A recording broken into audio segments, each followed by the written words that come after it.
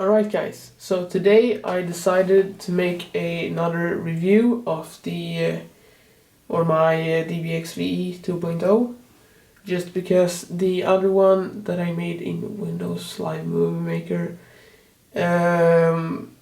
just looked terrible, and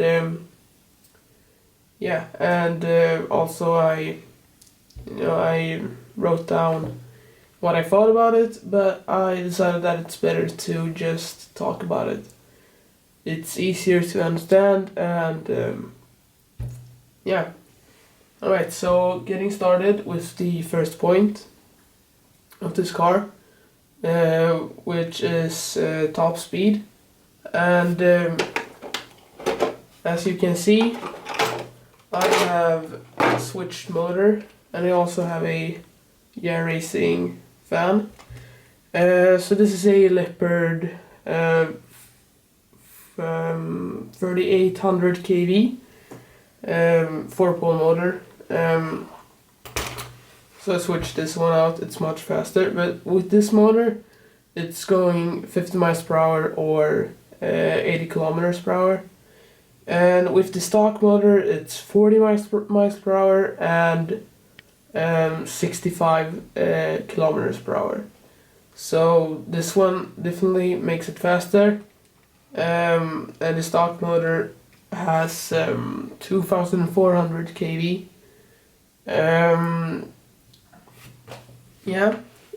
But the original motor had more or better acceleration, just because it was lower kV, and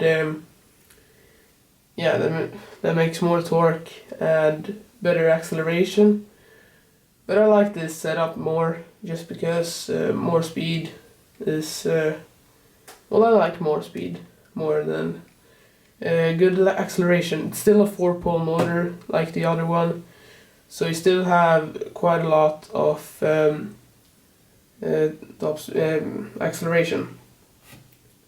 And the third category is durability, and I have broken this thing quite some times, but I have made a separate video of showing what is broken on this car, so I don't really need to go into that too much.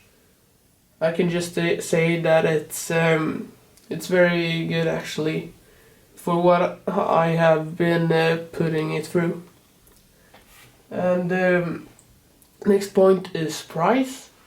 This one is $300 or 3,000 Swedish crowns for me, and I think that's a pretty good price point for what you get.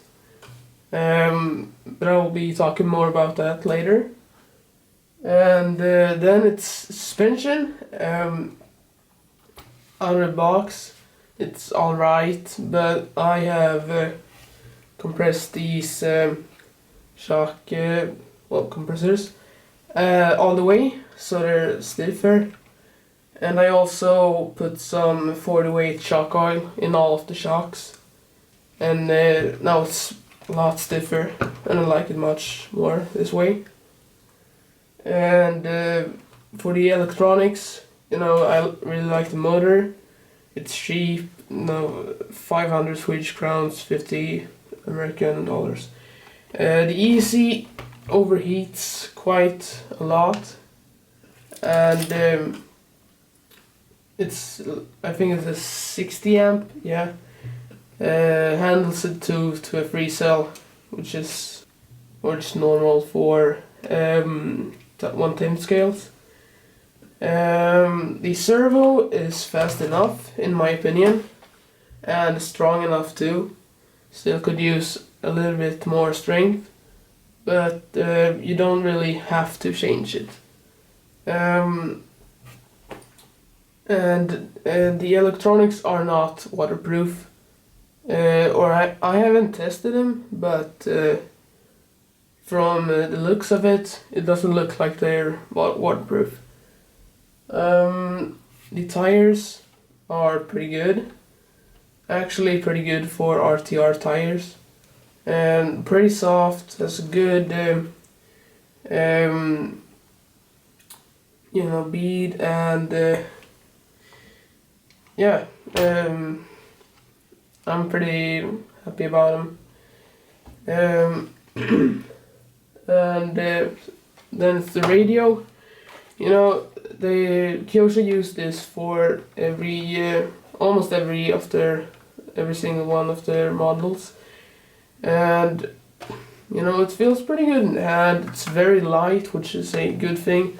Has all your trims that you want to have, and